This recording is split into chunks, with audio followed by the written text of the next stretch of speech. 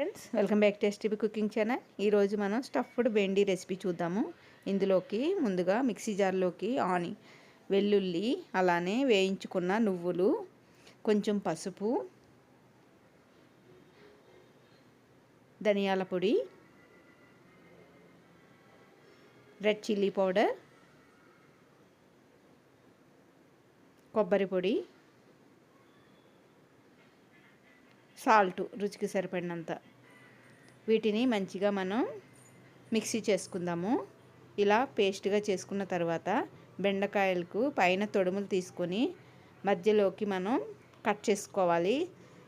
మనం చేసి పెట్టుకున్న మసాలాని ఇందులోకి స్టఫ్ చేసుకునే విధంగా ఇలా కట్ చేసుకోవాలి.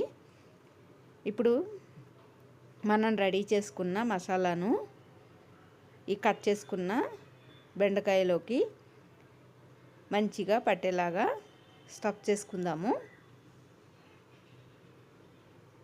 ఇలానే అన్ని బెండకాయల్లోకి కూడా పట్టించుకోవాలి.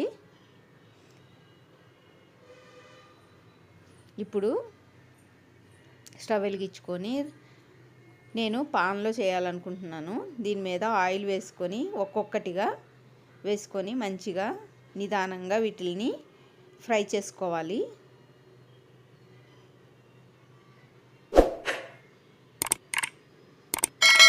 ఇలా అన్నీ యాడ్ చేసుకున్న తర్వాత కొంచెం ఫ్రై అయిన తర్వాత దీన్ని నెమ్మదిగా పాన్ నిలేలా కుదిపినట్టుగా మనం చేసుకోవాలి.